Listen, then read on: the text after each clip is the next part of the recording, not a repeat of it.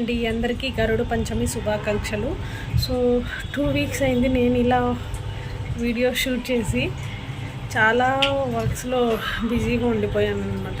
So ఈరోజు వచ్చేసి పండగ మంచిగా పూజ అంతా కూడా అక్కడక్కడక్కడ గ్లిమ్స్ కొన్ని షూట్ చేశాను. సో అదంతా కూడా మీతో షేర్ చేసుకుంటాను. అండ్ మీరు ఈ ఫెస్టివల్కి ఏం సెలబ్రేట్ చేశారు, ఏ టెంపుల్కి వెళ్తున్నారు అనేది కామెంట్లో చెప్పండి. సో నేను వచ్చేసి ఇంట్లో బీరకాయ అంటే నేను మా వదిన గారు కూడా ఉన్నారనమాట. అండ్ వదిన గారు వచ్చి బీరకాయ పప్పుచారు చేశారు. నేను అరటికాయ fry, white rice, lemon rice చేశాను అనమాట మార్నింగ్ పూజకి నైవేద్యానికి. సో ఇప్పుడు వచ్చి మా వదిన పప్పుచారు చేశారు. అండ్ ఇంకా లంచ్ టైం అవుతుంది.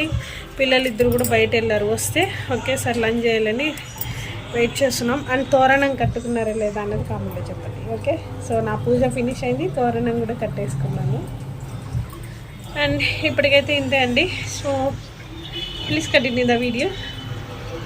సో నేను ఇది వచ్చేసి పద్మ ముగ్గు అనమాట. ఇది గోవిందరాజస్వామి టెంపుల్ దగ్గర షాపింగ్ లైన్స్ ఉంటాయి కదా, సో అక్కడ తీసుకున్నా. 1 plate at 30 rupees, at 20 rupees పడింది. నిజంగా చాలా బాగా వచ్చిందండి ఈ ముగ్గు. మనకి ఇది ఫెస్టివల్స్ టైంలో చాలా బాగా యూజ్ అవుతుంది అనమాట.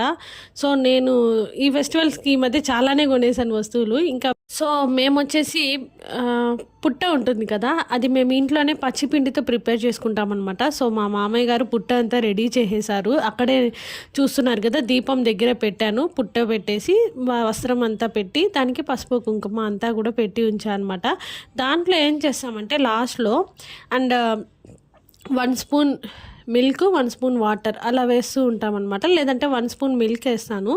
సో అలా పూజ చేసుకొని లాస్ట్లో పుట్టకి పూజ చేసేసుకుంటాం అనమాట. అండ్ ఇంకా వచ్చేసి నేను పూజ అంతా కూడా ఇప్పుడు ఇక్కడ దీపం వెలిగించి స్టార్ట్ చేశాను. సో నాకు చాలా అంటే ఈ వీడియోస్ నేను అక్కడక్కడ తీసానండి, అది నేను మీతో ఇక్కడ షేర్ చేసుకుంటున్నా.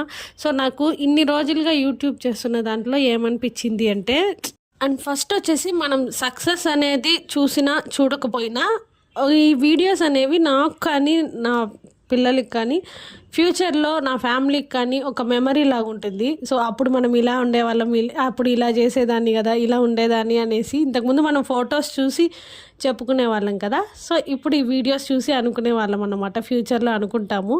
సో నేను అలా అని చేసుకుంటున్నా. సక్సెస్ అనేది ఎప్పుడైనా రావచ్చు.